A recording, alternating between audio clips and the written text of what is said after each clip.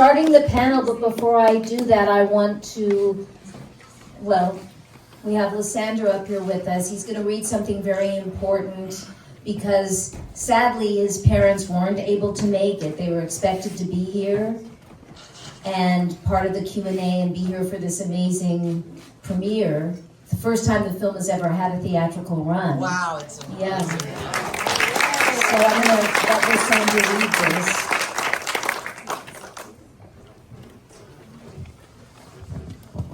Thank you, everybody. My dad sent this late last night. Our sincere apologies for not being here, but thank you all immensely for bearing witness to our 20-year-in-the-making documentary. Truly a prayer for the life force in the next generation. Can anyone imagine where Saint-Exupéry's Little Prince would have been without his fox, his companion from whom he learned so much? We would have, stage fright. We would have to hold on to the species and those wild populations that remain because our very survival depend on them, from the monarch butterflies to the whales. Carl Jung once famously said, "Animals are the priests of God." We've always gotten physical and spiritual strength from the others as the first peoples of the world. The ancestors only know it too well. The first peoples who are our peers, who honored the world, as Paul Watson kindly wrote in the intro to our last book, Wonder in the World, on our son's childhood. We have to learn and absorb respect and kindness as if our very lives depend on them. Everyone should consider voicing their concerns and make whatever fight possible for those species and ecosystems are being threatened worldwide, from our very wolves and grizzlies to the pangolin and the poor polar bear. Inside joke. All fast losing their home. The question is, do we love our children, all children, enough to save the world? We cannot afford ever to tell the children of the future, this is where the wild things were.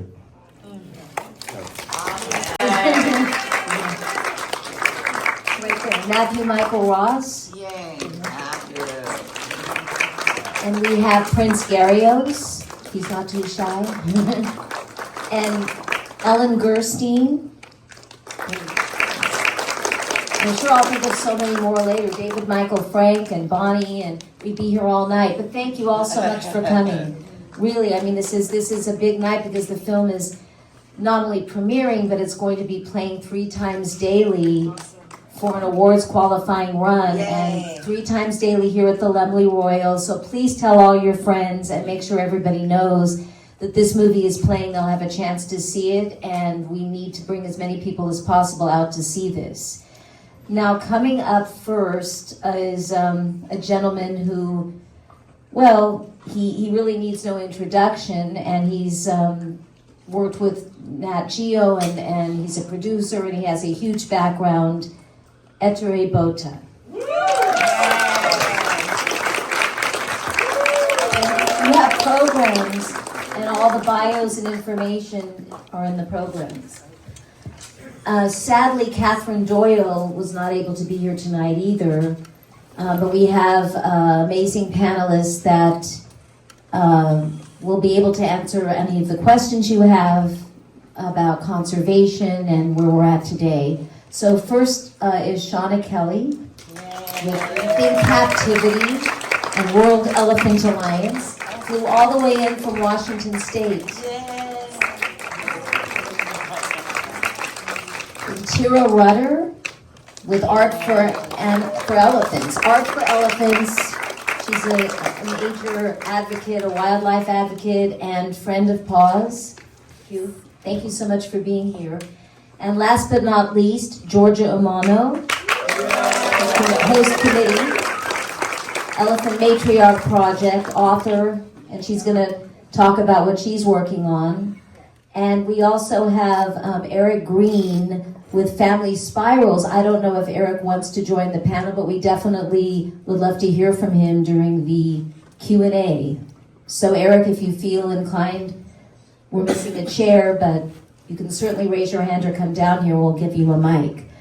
So first of all, I want to know, you haven't seen Walking Thunder since you were 13, correct? And you're 19 now. So what was it like, really, what was it like growing up? I mean, it's reflected in the film. I see it and I find little aspects of myself that I might not have uncovered before. I speak to parts of it on the film. Kind of the friction between, going out into the wilderness and interviewing Kikuyu elders, the Walinguru, the Damara, the Himba, and then going home and trying to figure out how to relate to the kids who just want to play Minecraft with you. It's an ongoing struggle, but it's one I'm blessed for. I'm very grateful. Yes, we're very grateful that you're here, and it must be hard to relate to other people that didn't have that background, right? Do you keep in touch with any of the natives and the park rangers and all the experts and that we saw in the film? Do you stay in touch with them? I have one friend, Romeo, from Ethiopia, Lalibela, where the monolithic stone churches are. And we stayed in touch during the whole Ethiopian civil war in the Tigray region. He sent me photos of his friends speared with arrows. But yeah, there are brighter stories of wildlife comebacks, people starting to advocate for their home.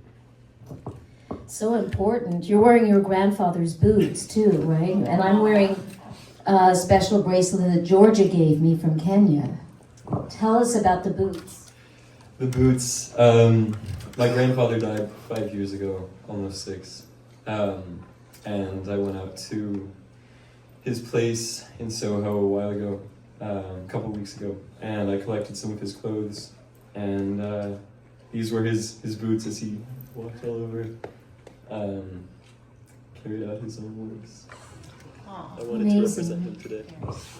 Well, your parents are here in spirit. I wish we were going to set up a Zoom, and that would have been so amazing to have them, but sadly we weren't able to do that. So, we're just going to have to imagine through you what they're feeling tonight. Now, Etere, how did you become involved with Walking Thunder, and talk a little bit about your journey trying to get the film distribution and, make sure that it ends up in the right place? Well, I met Xander's father, Cyril, in Long Island a few years ago, and he talked to me about this documentary that he has produced, and I thought it was very interesting. And when I saw it, I said, "This is it. This is the documentary about elephants. It's not about what elephants do, how they walk, what they eat."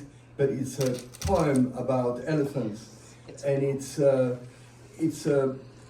relationship between human beings, not only Africans and elephants, but the whole of us. It's a relationship that we all have with wildlife, especially, and with elephants, and it's also, I saw that it was a relationship between childhood and elephants, and if we miss elephants and wildlife, then we will not have childhoods anymore, and we will not be able to talk to our kids or our grandchildren about the bears and the elephants and the lions and the polar bears and the butterflies.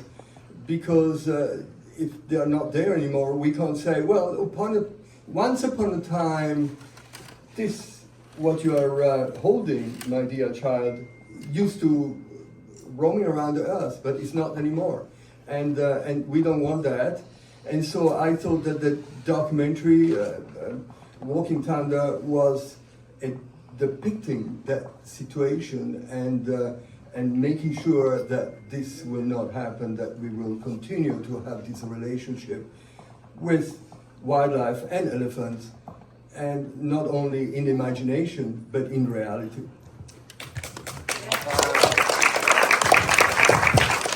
I have to share that I've never actually met Cyril or Marie except on Zoom, and you know, this movie, it took 20 years, right? I mean, it says in the press release 10 or 15, but it's really a 20-year passion project.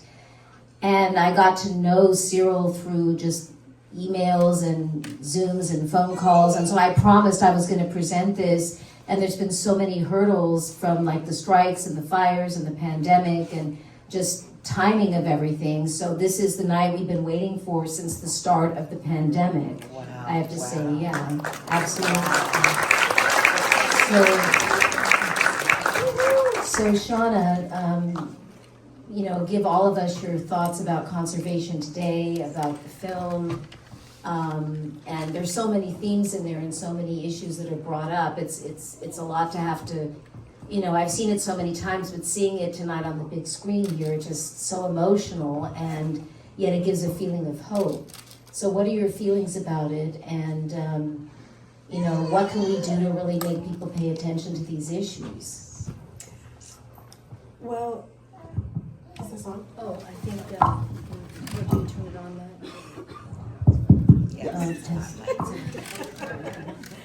Well, I think that this was such a beautifully Speak on. this was such a beautifully done film, because it does highlight both the plight of the elephants as well as what has been working. So for example, the boycott on ivory, any lax up of that, we see what happens. It just spirals back down. Tira will have a lot to say about working with communities, and that's another thing, is just making sure that any conservation efforts include the communities, really working together and making them an integral part of that conservation strategy. They're the ones that live on the ground. And I think we're hitting a crisis too with climate change. And I think that that's the point now where, between population, drought, fires, as we've seen here, it's a point where we need to start making a shift. And children, like Lysandra in the film, and also a child that's here tonight, I mean, they are the voice of the future, and it's very effective when not just young people or teenagers, but children speak up, just like in the film. So that's something we really need to get out there. And I think with a lot of the protests now, there's not enough young faces. I believe in it being universal, but I think adults will listen more if children are telling them what they feel. Absolutely. Thank you. Is this a good time to mention I own a safari tour company? Oh, wow. Great. Yeah, and we go to a lot of those places. A lot of people don't realize with the global crisis, we all agree that that these animals have to be protected. But I think there's a lot of spinning of wheels about what actually works. If you want to stop poaching and you want to stop and save these iconic species, you have to look at global poverty, which is a huge problem.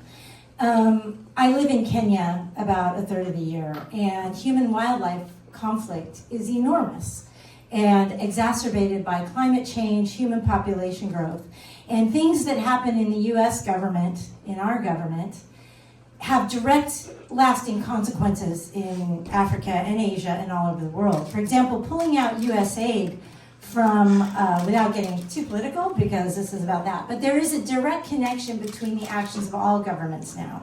We're a global economy.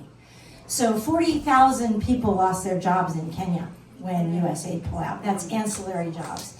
People in poverty are driven to take steps that everyone can love elephants, but if you've got 5 kids and mouths to feed, what are you going to do? So I think that there's it's a whole systemic thing. Another thing is Kenya has been pretty good at this, but we have to look at foreign investors. It's very hard to get someone appropriately punished by the government if their government is sending a lot of money to invest in that country. So for example, if you bust a big ivory trader from Europe or Asia, but Asia has just given $10 million to your government to build an airport, are they going to really ride that person hard? No, they're not. So there's a lot of things that you guys can do on the systemic level in your own country to help these iconic species. It seems like we're all in this bubble, but we're not. We're all interconnected, and this film showed that so beautifully. The interconnection between species, between this wonderful boy who really hasn't changed all that much, but a lot taller. But if you guys get out and vote in the local elections, get out and speak, be a voice for animals with how you shop and how you eat and how you spend your entertainment money, and never stop advocating through things you can do on the local level. So, sorry, I could talk all day. Georgia, thank you. First of all, thank you so much for this film. Yay. Oh, it was amazing. It was truly amazing, and I am a huge elephant lover, and I watch everything elephant. And this is the best. It is. It's the best. And I hope it wins the Academy Award and gets known more universally by many, many, many people. Yay. That's what we're aiming for. I've been lucky to spend a lot of time in Kenya. I was there 6 times as a journalist, and I was also lived there for 2 years, and I worked there. I went there to help elephants. I love elephants. What can I do for an elephant? I got to know some of the conservationists. I thought maybe I could work with them. Well, it turned out I couldn't because you had to have a work permit, which I didn't know, and they weren't giving any out that year for elephant conservation to foreigners. But I was offered a job working with unwed mothers and their children. This was an eye-opener. I call them the forgotten girls. All over Africa, there are women, young women, and girls who get impregnated in school. There's no birth control. It's just kind of taken for granted that this is going to happen. And there's no future for these girls. They stay in their one spot, most of them, the rest of their lives. Before they even have a chance to discover who they are as a person, they have a responsibility for a baby. I know how that feels because I was an unwed mother. Of course, I was a little older and I had a lot more resources. These girls have no resources, okay? The girls that I was working with had never even seen an elephant, let alone know anything about what's going on. And so I spent all the time taking them around the country and showing them the elephants and the other wildlife, and they were in heaven. And then I realized, I told them about how the mother elephant is the matriarch, and she takes care of the others and they respect her. And I said, when you go back to your village, you will be a matriarch because you will teach the others about the wildlife. And they really responded to that. So that's why we started a group called Elephant Matriarch Project. And it's now a 501c3. We're in our 2nd year of fundraising. I'm not a great fundraiser, not my forte, but I'm hoping soon to meet some other fundraisers who will help. But we have made enough money to start our project on a pilot scale. We are going to be educating young unwed mothers to finish their education and become elephant protectors. And that's the goal. They're elephant ambassadors, right? I mean, they're protectors and ambassadors, just like was said in the film. Right. And that's fantastic. George is also an author, and I hosted 2 book signings for her Terriers in the Jungle, and we're trying to, make a film out of it, or she is, and she's written a screenplay. It's just amazing that you're here tonight and able to share about what you're working on still. Oh, thank you so much. Yes, I love elephants. That's my life. I mean, I found this is what I'm supposed to go after. I've done many other things before, but this is it, Can I just say one more thing? We have fundraisers, and they're usually a lot of fun. We have parties and different things to raise money for this charity. And I have a couple of volunteers here who have clipboards, and they've offered to be able to walk around maybe now and see if anybody here I know, and a lot of my friends are here, but anybody else who's just learning about this, if you want to become involved with it, or even just come to one of the parties as a fundraiser, you pay to get in. We accept the money, and that goes toward the charity. Please sign up, and we'll be in touch with you. We're developing a large mailing list. Thank you. Yes, and besides elephants, there's other wildlife featured in the film, like the rhinos. And do you have anyone wants to talk about other wildlife and what we need to do to protect them? I mean, the focus is on elephants, but we can't leave any other species out, or endangered species. Sorry. Yeah, it is a systemic thing. Elephants are a keystone species, as you probably know. Many subspecies are under them. When they pull down a tree, they poop out the seeds, and they walk around and they regenerate the forests. So that is super critical to all wildlife.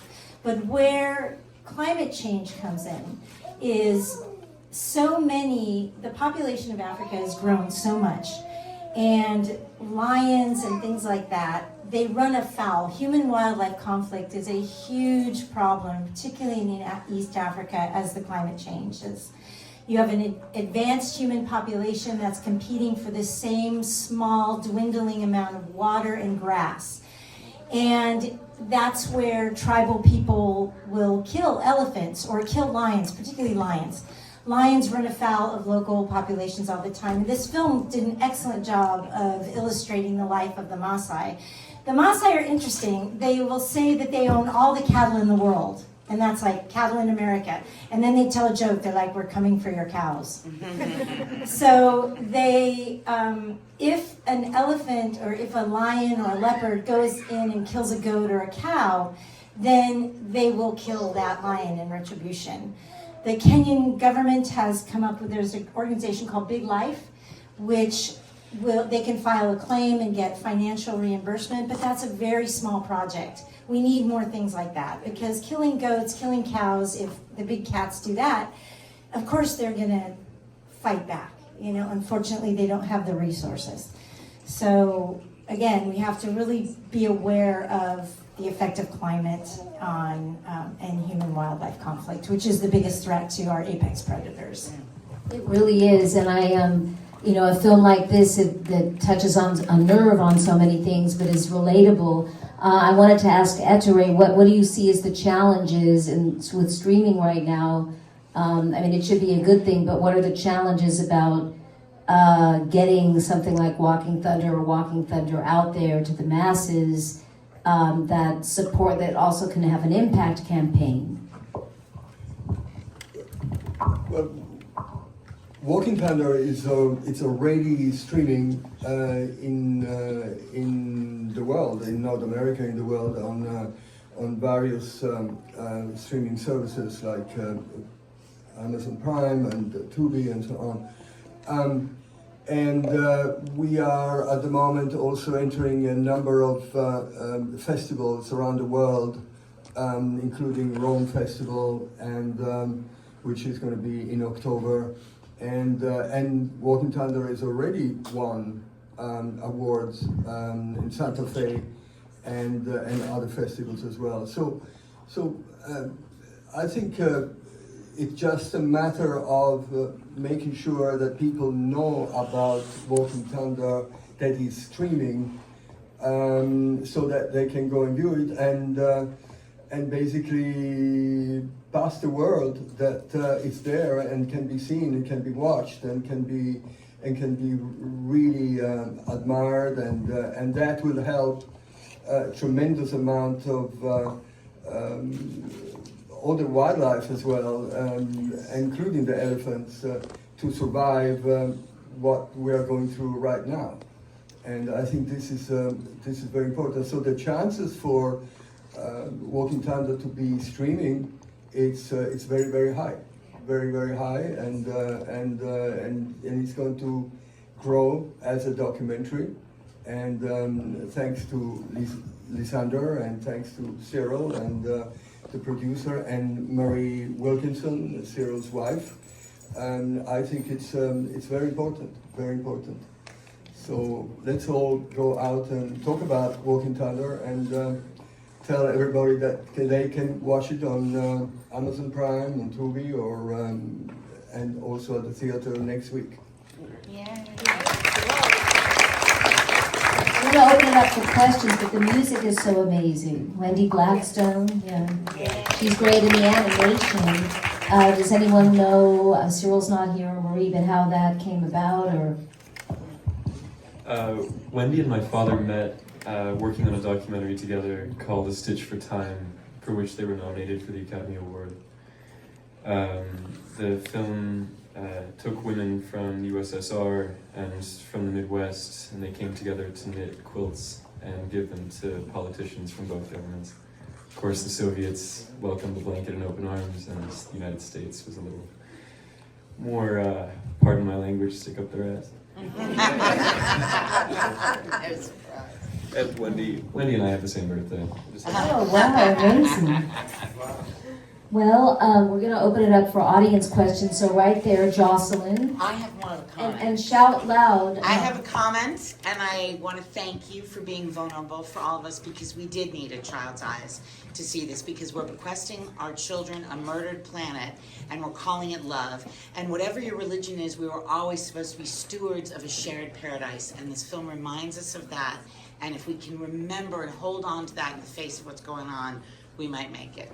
Beautifully said. And it really is seen through a child's eye. You know, people say that about, but when you see this, it really is. Yeah. In the back up there. Yeah, hi. I had a question. These elephants, I noticed in the film, with Southern Africa, so they're indigenous. Are they also indigenous to Northern Africa?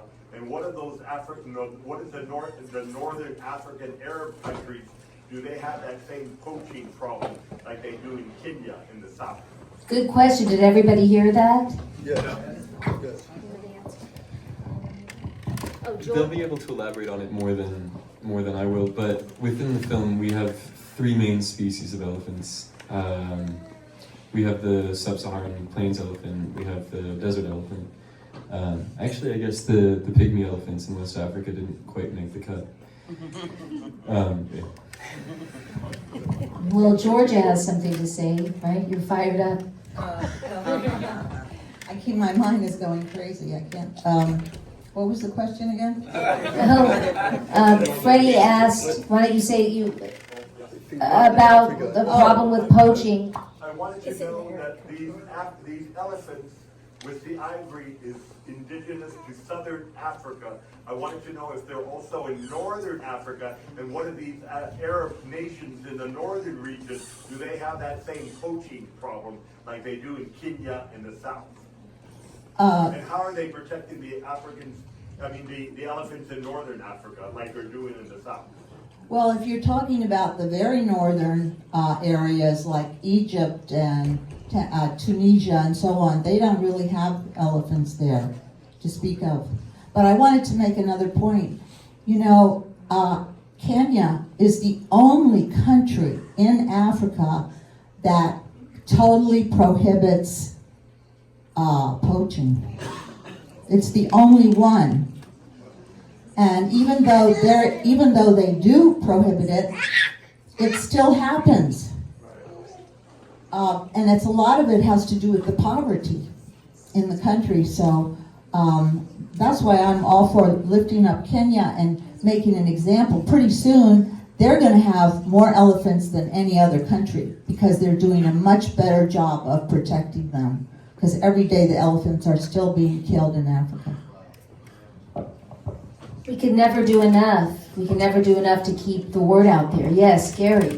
How has technology affected the poaching industry and also the conservation efforts to stop it? Did you all hear the question? It's about how does technology affect the poaching and what, can you repeat the last part? And how has technology affected the efforts to stop poaching and conservation? How has technology affected the efforts to stop poaching and help with conservation?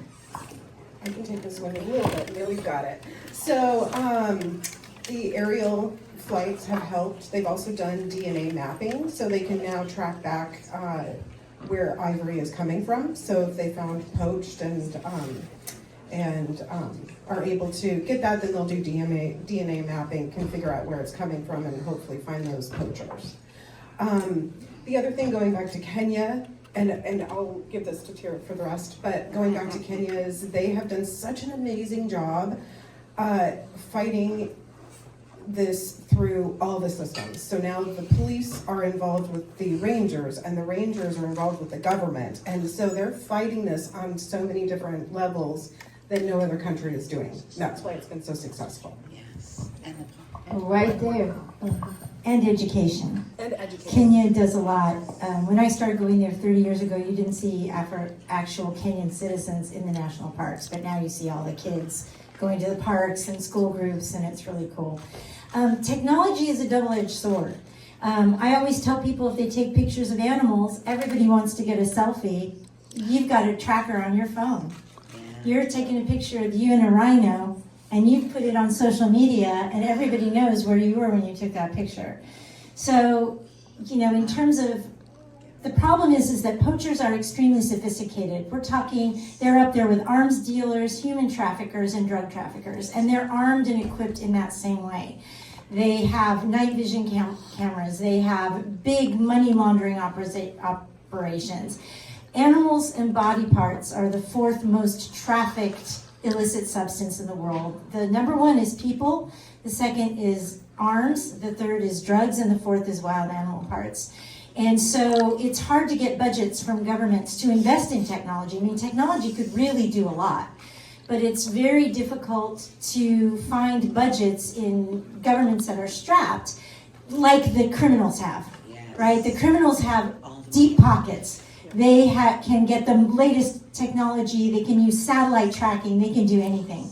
So I think in those terms, it's very difficult for governments and NGOs to keep up financially. The devil's always in the dollars, right? It's difficult for NGOs and governments to keep up with the technology that the poachers have. But technology has been a boon, like in terms of DNA tracking for tracking vintage legacy ivory versus fresh ivory, and in terms of just tracking for good purposes and things like that. So it can go both ways. Oh, a lot of questions. Right there. This is a question for Lysander. First things, thanks for sharing your life story with us. I'm wondering what you're up to now in addition to growing the film. Are you studying to be a naturalist or a photographer? What's going on with you? Thank you for coming. I'm currently at the American University of Paris. I'm Leaving tomorrow, right? Leaving tomorrow at 4:30 a.m. I'm studying international comparative politics. I hope never to have a career in politics. I would wish it on anybody. I actually think that if a person is interested in politics, that definitionally disqualifies them. But I think it's important to get an understanding of the system that these people have all very well articulated on. Thank you. And Jerry.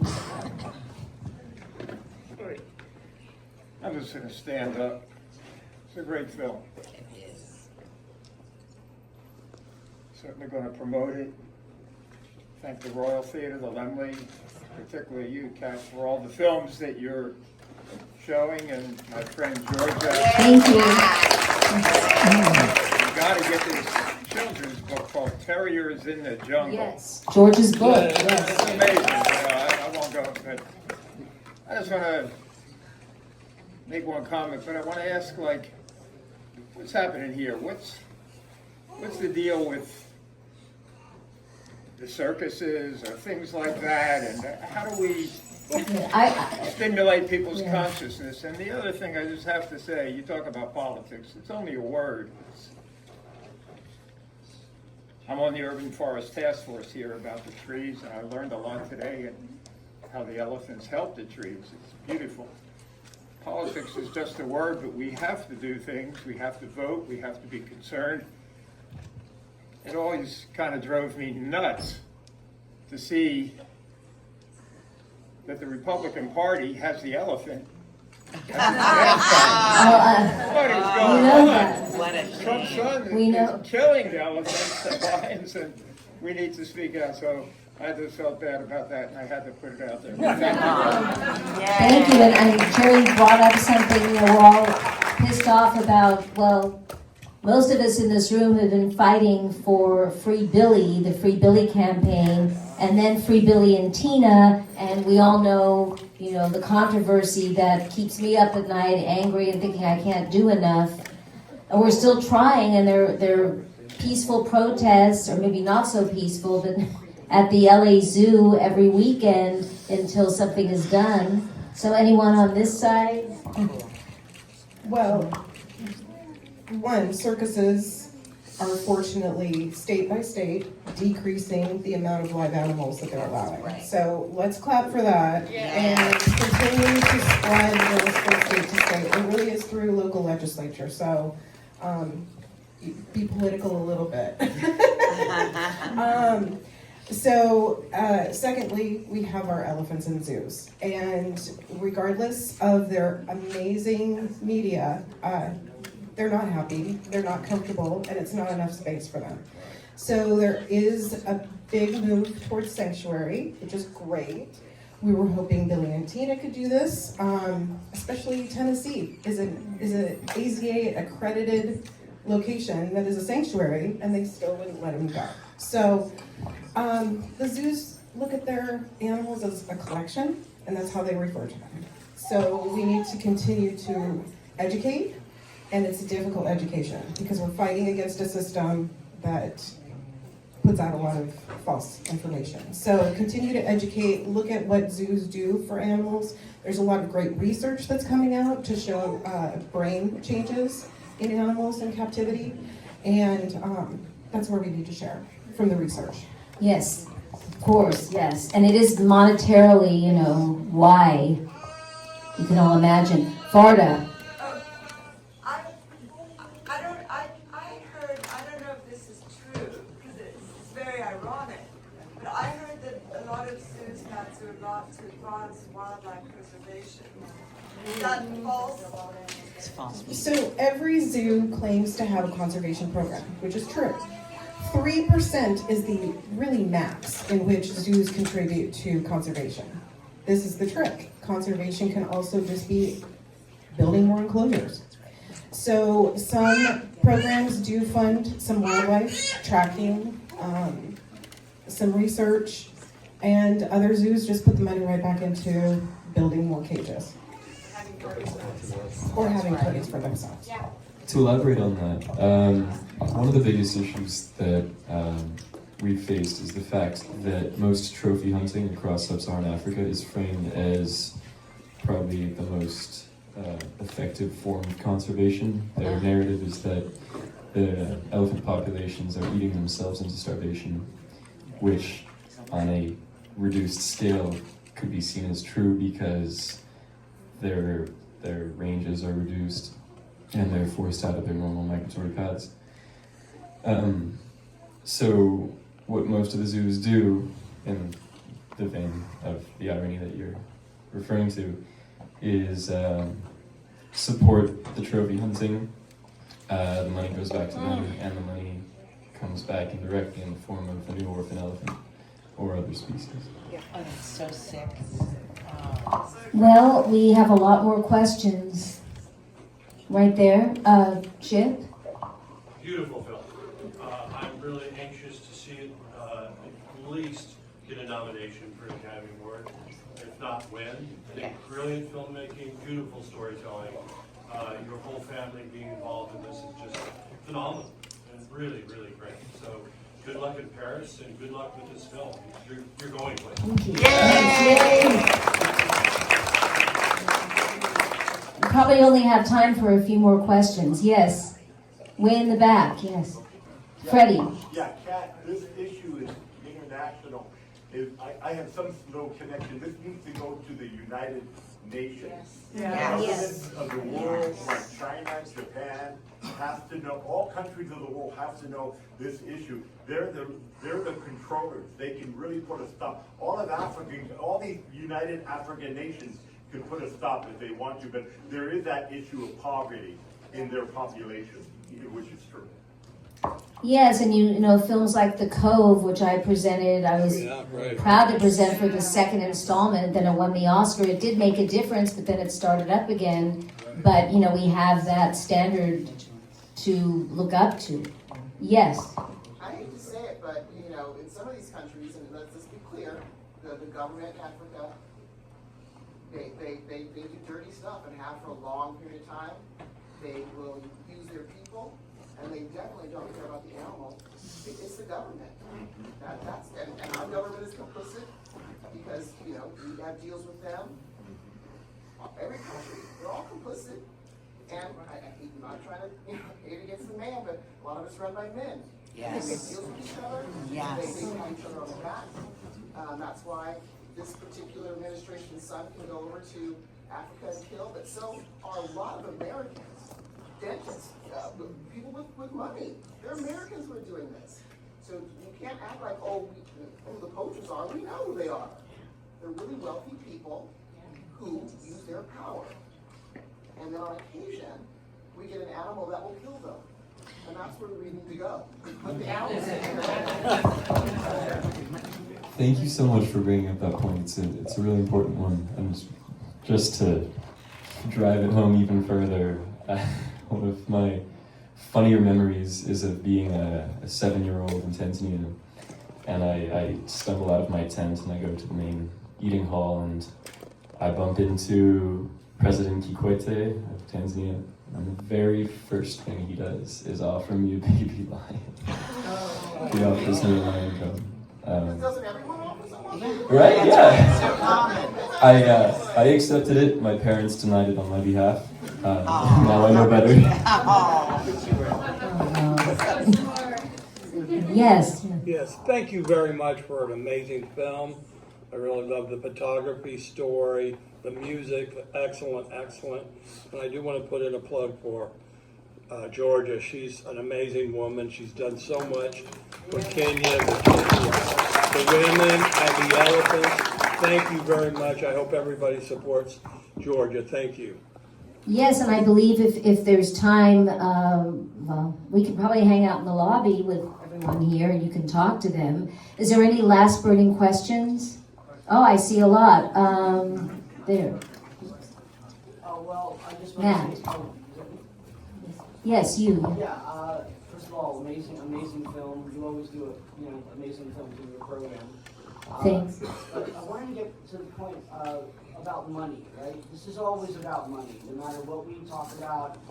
Is there something Americans can do, and maybe spread out, like where we can stop doing something, like stop buying something, stop eating something, stop doing something in our lives that could affect the world economy? Because if we can start doing that, whatever that is, and it's not about giving money, because giving money it's going to end up in somebody's pocket, but if we can affect these major companies, these major corporations, these governments that are making money off of us, and if we can stop it somehow, maybe we can spread that.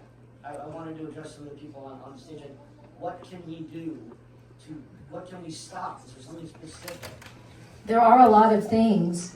You want to take that one? Yeah, there's a lot of things you can do. You can spread awareness. That's number one.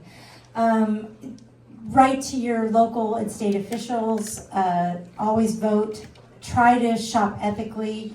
Try to recycle. Be sustainable. Do what you can to combat climate change. I mean, we can only, honestly, it has to be a global movement. As individuals, I think one of the sad things about the sustainability movement is that a lot of this thing is put it on us. The onus is on us. And we have to pressure these corporations. We have to pressure Amazon, and we have to pressure the big guns with our wallet, if nothing else, to say, look, this is bullshit. What you're doing is you're destroying the world.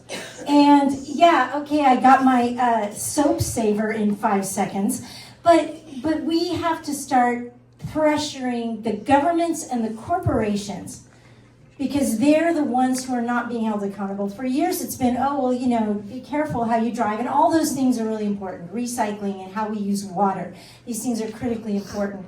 But these big guys in all these companies that are global economists and billionaires, you think they can serve? They don't care. They do nothing. So we really, if every person that you knew put pressure on things, boycotting the big guns, the Amazons, these big companies like that, it would actually make a difference. It would. I mean, I have many things to say on it, but yeah, I mean, pressure, get out there, pressure. It does work. Sign petitions where you see them. Boycott where you see them, and vote with your wallet when you can.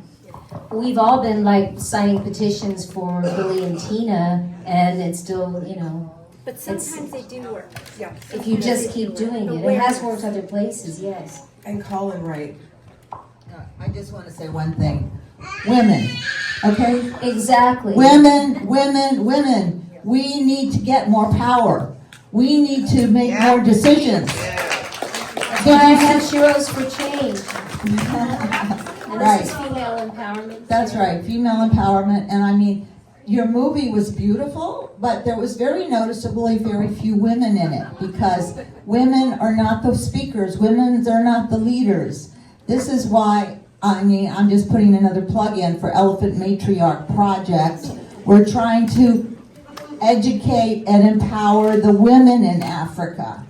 So please join us. Cyril did write an article, a beautiful article about the film in my series, and having it here a while ago, but it's all about female empowerment and the importance of that. So I definitely know that, you know, these are female empowered males right here on the right. Terry. I'm so glad I was here to see this and witness it, and it's so moving and it's so beautiful. Lysander, it's amazing just to see you. And I wanted to know what you learned about yourself and the world through the animals. Did you hear those? I did. Terry asked Lysander what did he learn about himself and the world from the animals and from the wildlife. Thank you. Probably the most profound lesson that I learned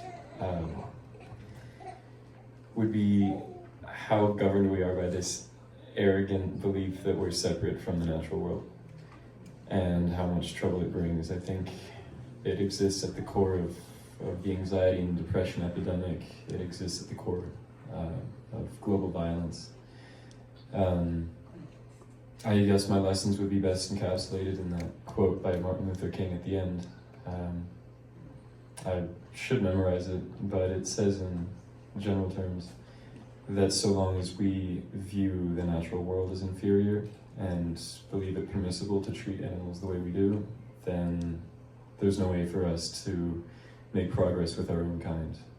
The most notorious tactic in any genocide is the act of dehumanization, of the lowering of people to the level of animals.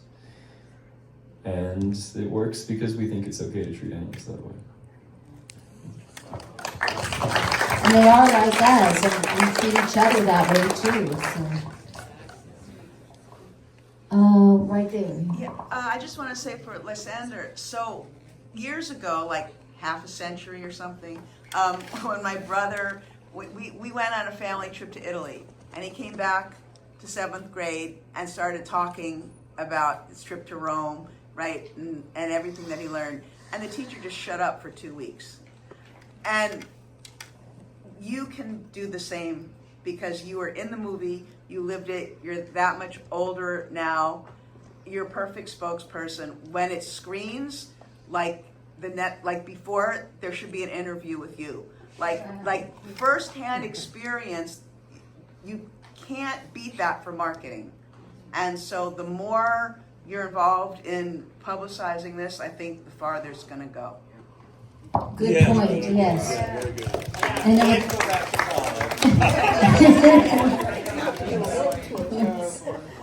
And anybody else? Oh, yes, up there. Yeah, just one more, Cap. What's the name of the young man in the blue? I forgot his name.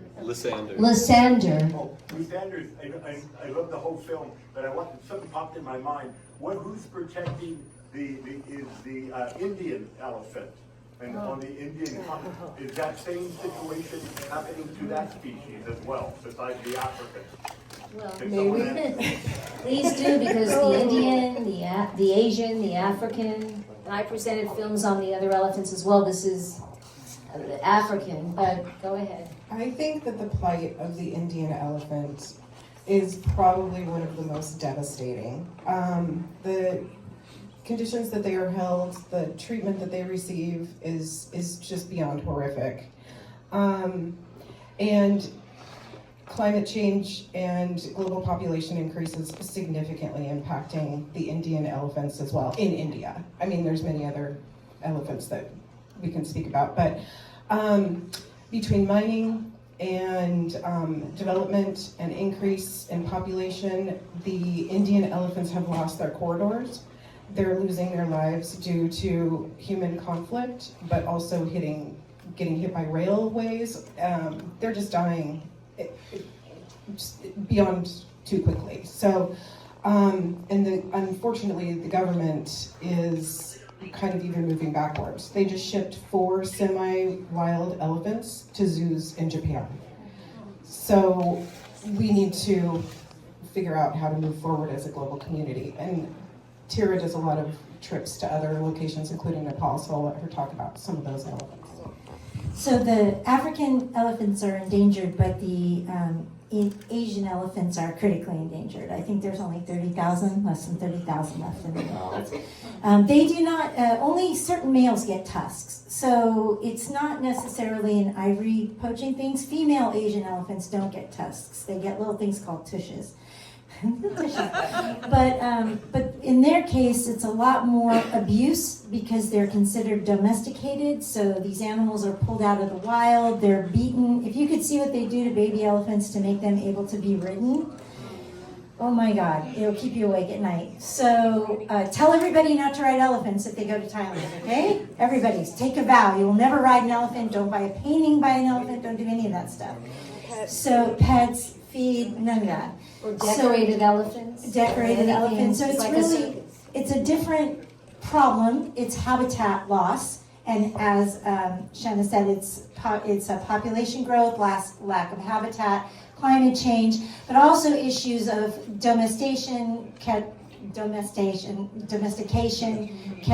captivity, and severe abuse that the Asian elephants suffer the world over. It's a huge problem. It's even worse than the African elephants because typically, if you look at a circus like Ringling Brothers, those are always Asians because they're theoretically more mellow than the Africans.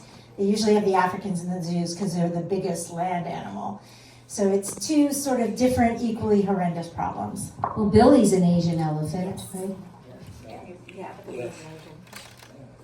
Great film. Great film. Well, I think we're finished.